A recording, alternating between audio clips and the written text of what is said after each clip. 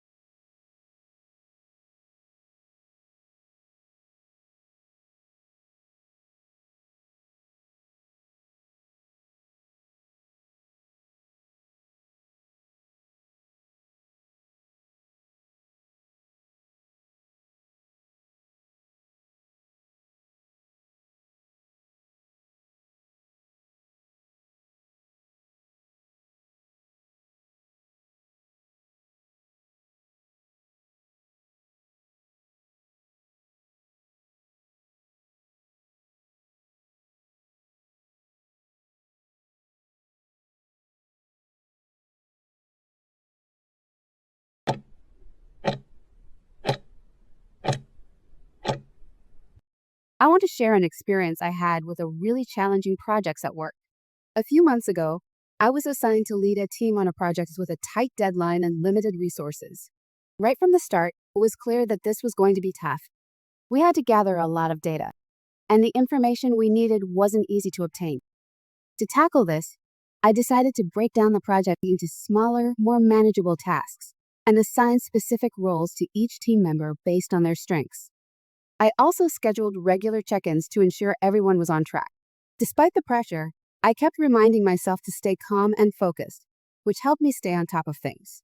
There were moments when I felt overwhelmed, but I knew giving up wasn't an option. The satisfaction I felt when we finally delivered the projects on time was immense. It made me realize how important it is to stay organized and keep a positive attitude, even when things get tough. Looking back, I'm proud of how we overcame the obstacles and delivered quality work. This experience taught me that with the right approach and mindset, even the most challenging tasks can be successfully completed.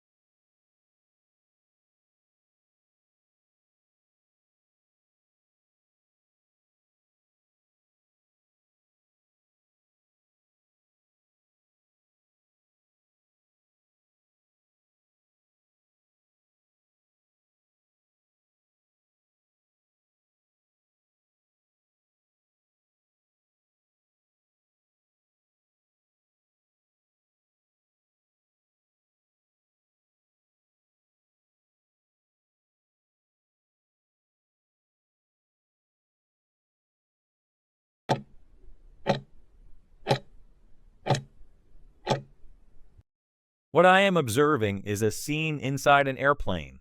In the foreground, there are two passengers sitting next to each other. The woman on the right seems to be feeling quite anxious or nervous. You can tell because she's gripping the armrest tightly and her body language shows discomfort. Next to her, the man on the left appears to be noticing her reaction. He looks concerned and is slightly turned towards her, possibly trying to figure out how to help. In the background, you can see the airplane windows with a clear sky outside, which suggests they might be mid-flight. The overall atmosphere seems tense, mainly due to the woman's visible anxiety. So this is a little glimpse into this situation on the airplane, where one passenger is clearly feeling uneasy during the flight.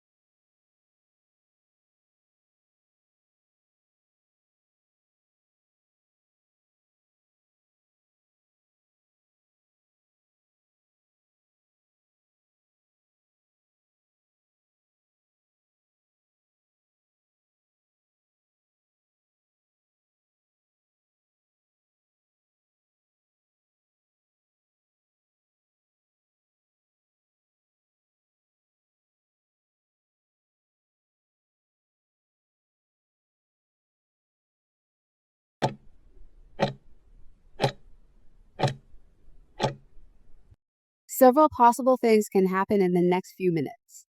First of all, I think the man is going to try to comfort the woman sitting next to him. He might ask her if she's okay or if there's anything he can do to help, especially since she looks really nervous. This would likely help her feel a bit more at ease during the flight.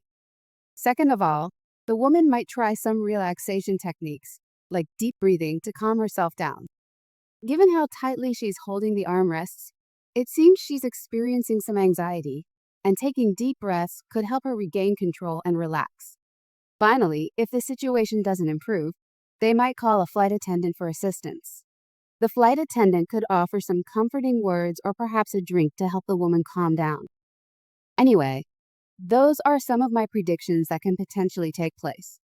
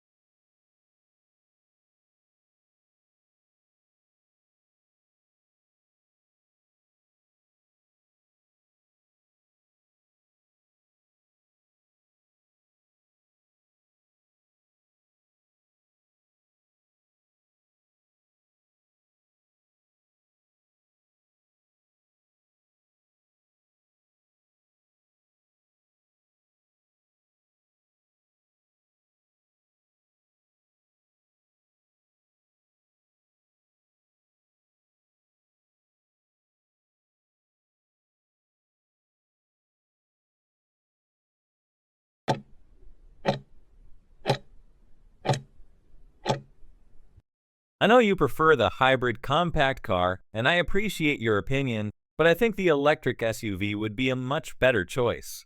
First of all, while the SUV might be more expensive, it offers so much more in terms of value. It has a higher seating capacity, so you can easily fit more people or cargo, which is something the compact car just can't match. Also, the SUV's trunk space is significantly larger, making it more practical for long trips or transporting bigger items. Second of all, although the hybrid car has decent fuel efficiency, the electric SUV is completely emission-free. This not only means you're contributing to a cleaner environment, but you're also saving on gas, which could lower your overall costs in the long run. Anyway, that's why I think the electric SUV would be a better option. I hope I've convinced you.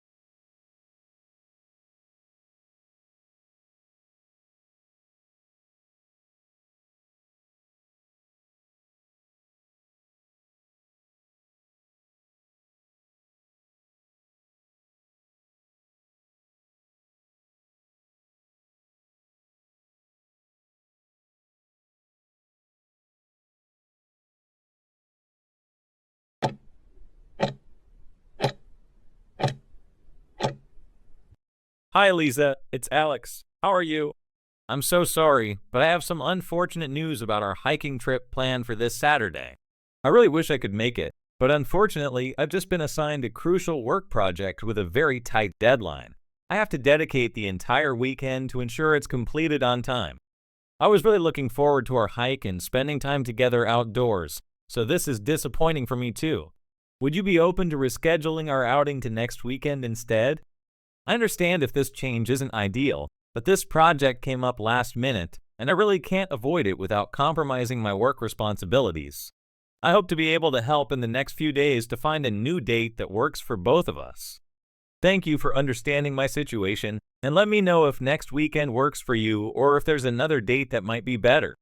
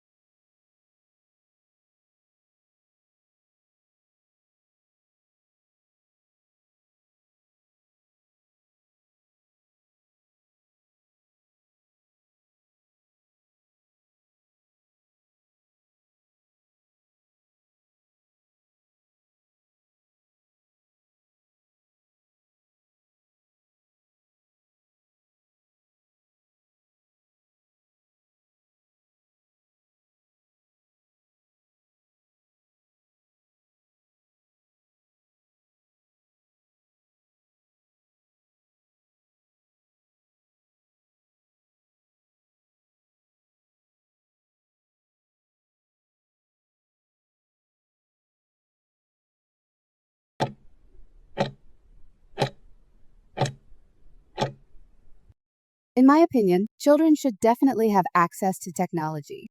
but I believe it's crucial to set clear limits and guidelines. First of all, technology can be an incredibly valuable educational tool. I've seen this firsthand with my own niece, who has learned so much through educational apps and interactive programs. These tools can really help kids develop essential skills that are needed in today's digital world. Second of all, while it's important for children to be familiar with technology, I think it's just as important to limit their screen time. They should have a balanced range of activities, like physical exercise, pursuing hobbies, and socializing with friends. I've noticed that when kids spend too much time on screens, they miss out on these other important aspects of life. In short, while technology offers many benefits, it needs to be balanced with other activities to help children grow into well-rounded individuals who can thrive in both the digital world and the real world.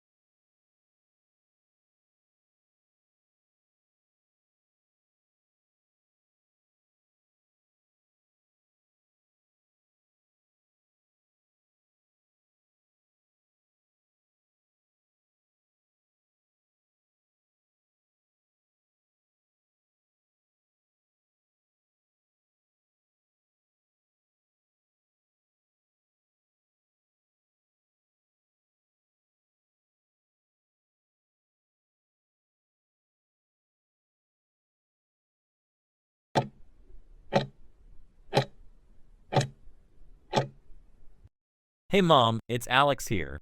I'm just on the subway and I see a really strange thing. Wow, this is really hard to describe, but I'll try my best. So there's this guy standing near the subway door and he has a full-sized husky with him. But here's the weird part. The dog is sitting inside a huge tote bag. The guy's holding onto the pole with one hand and has the dog in this oversized bag with the dog's head sticking out and looking around like it's the most normal thing in the world. The people sitting around him don't seem to be paying much attention, but I can't believe what I'm seeing. I hope I could give you a good description of this scene, Mom. It's really one of the most unusual things I have seen on public transport.